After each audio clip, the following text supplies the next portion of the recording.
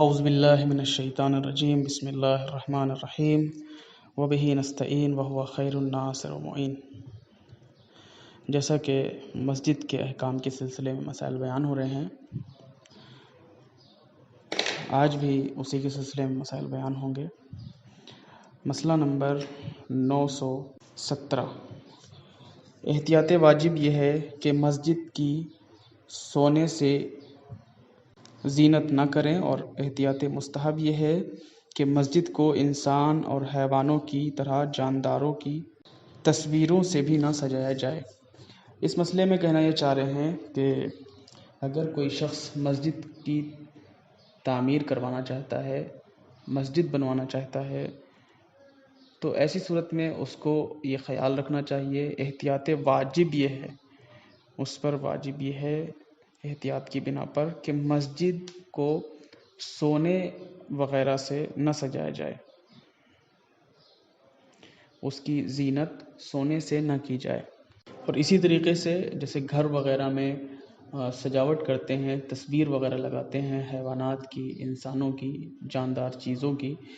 تو اس میں یہ بیان کرنا چاہ رہے ہیں کہ مسجد میں ایسی تصویر بھی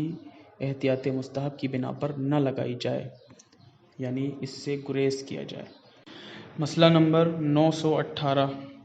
اگر مسجد ٹوٹ پھوٹ بھی جائے تب بھی نہ اسے بیچا جا سکتا ہے اور نہ ہی ملکیت اور سڑک میں شامل کیا جا سکتا ہے۔ اس مسئلے میں کہنا یہ چاہ رہے ہیں کہ اگر مسجد بوسیدہ حالت میں بھی پہنچ جائے، ٹوٹ پھوٹ جائے، اس میں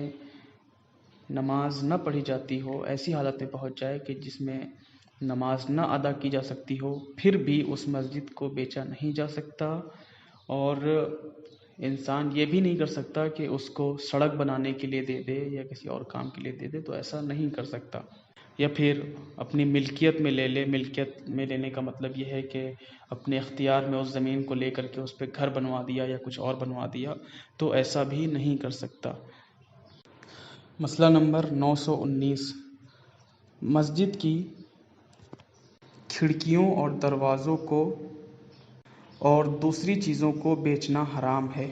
اور اگر مسجد ٹوٹ پھوٹ جائے تب بھی ضروری ہے کہ ان چیزوں کو اسی مسجد کی مرمت کے لیے استعمال کیا جائے،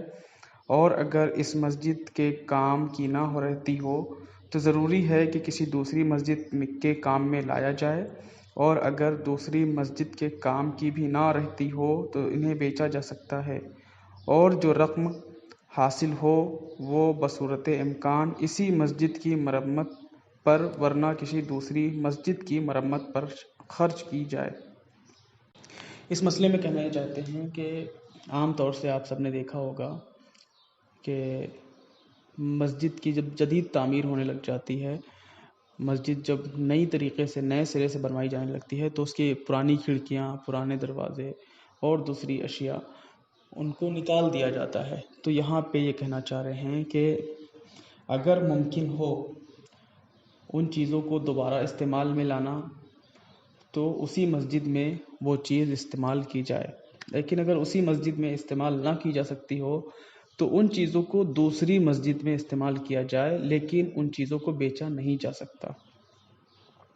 اگر خود اس مسجد میں استعمال نہیں ہو سکتی وہ چیز تو دوسری مسجد میں دے سکتے ہیں،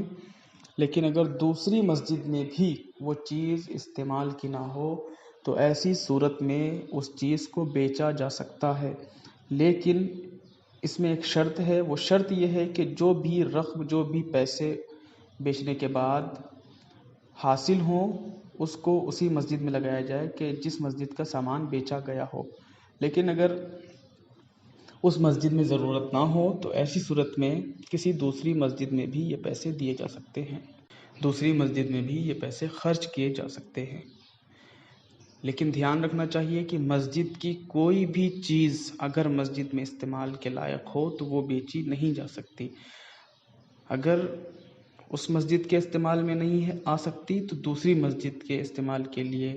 دی جائے، لیکن اس چیز کو بیچ نہیں سکتے۔ مسئلہ نمبر 920، مسجد کا تعمیر کرنا اور ایسی مسجد کی مرمت کرنا جو مخدوش ہو مستحب ہے،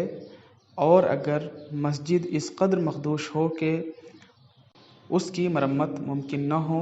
تو اسے گرا کر دوبارہ تعمیر کیا جا سکتا ہے، بلکہ اگر مسجد ٹوٹی پھوٹی نہ ہو تب بھی اسے لوگوں کی ضرورت کی خاطر گرا کر وسیع کیا جا سکتا ہے۔ اس مسئلے میں کہنا یہ چاہ رہے ہیں کہ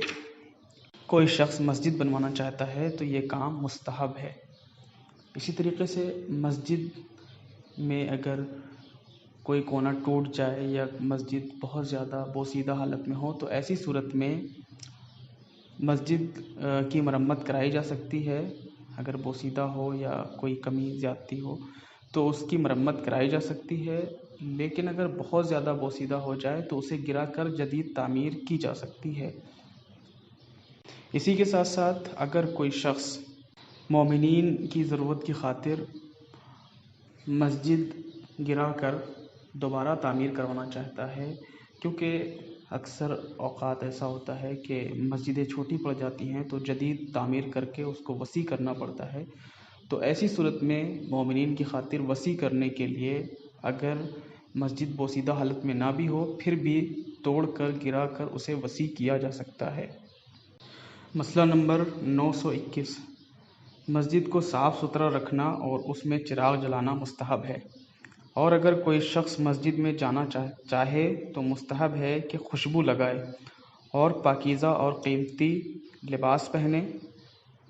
اور اپنے جوتے کے تلوے کے بارے میں تحقیق کرے کہ کہیں نجاست تو نہیں لگی ہوئی ہے۔